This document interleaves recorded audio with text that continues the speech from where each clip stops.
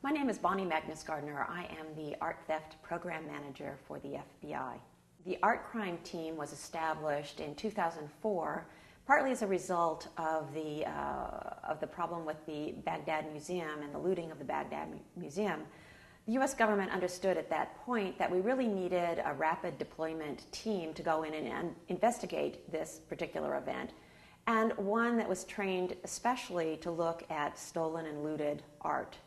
Now, it took a year or so to get that together, but in 2004, the Rapid Deployment Art Crime Team was put together here at the FBI, initially with 8 special agents and a program manager. Now we have 13 special agents and myself as the program manager. There is specialized training involved for the Art Crime Team. We need to get them familiar with the periods of art, the vocabulary of art and art history, but more importantly, with the business of art. Most often when we identify stolen art, we identify it as it's coming back into the marketplace. The FBI has jurisdiction over certain kinds of cultural property cases, 2, or rather 3 in particular. First is interstate transportation of property. We have another specialized art law, art legislation, and that is the theft of major artwork statute. Now, this is directed specifically at museums. Cases come to the FBI in 2 major ways. One, through local police departments. When there's a theft at a museum or a theft at a residence, the local police are always the first on the scene and they make the report. Now, if it is within FBI jurisdiction, the object has traveled across state lines, or it's from a museum, then the local police often contact the FBI and get in touch with our local art crime team member and investigate that particular case. More often, however, we get tips from the public.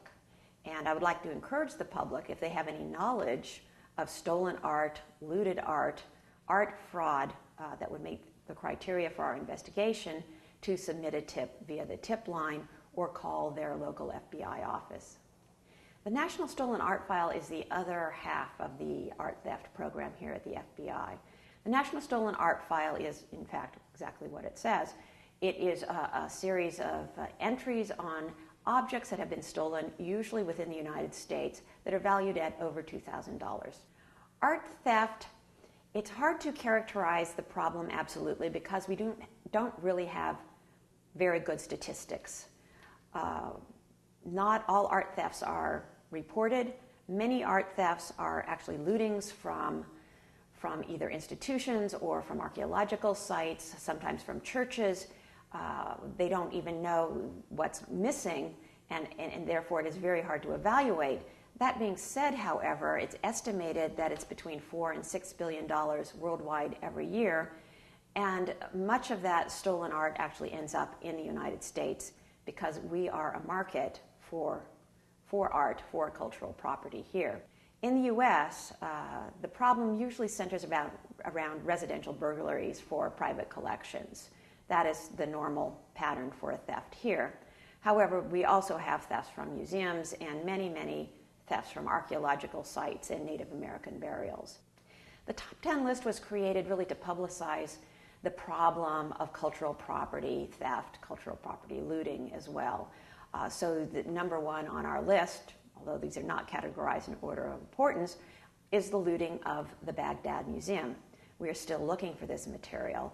It is archaeological material from 5,000 years ago up to the medieval period. It comes from the center of the civilization. Some of the other thefts on the list include thefts from a major museum in Switzerland, the Bureau Collection, and that was about in the early part of 2008. That was stolen. There were 4 paintings stolen, modern impressionist masters. 2 of those were almost immediately returned, but 2 still remain unidentified and missing. This is a way of publicizing those specific thefts and asking the public also if they have any information to provide it to the FBI. We have had a great deal of success with the art crime team. Since our inception, we've recovered over 850 items valued at over $134 million. Some of the most important of these would be from a burglary, a theft in Sweden in the year 2000, where 3 Paintings were taken, a Rembrandt and two Renoirs. One of the Renoirs was immediately recovered, or almost immediately recovered, and the other two were recovered after a few years, in fact in 2005. Protecting your own art is really a matter of care and due diligence.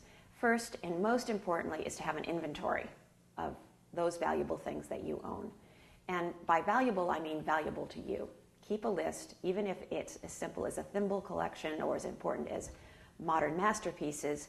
You have to have a list with the names of the artists and the titles and the dimensions, and very importantly, images, photographs, or video of these individual works of art. Now, in terms of safeguarding yourself against buying stolen art, here's where you need to do your due diligence.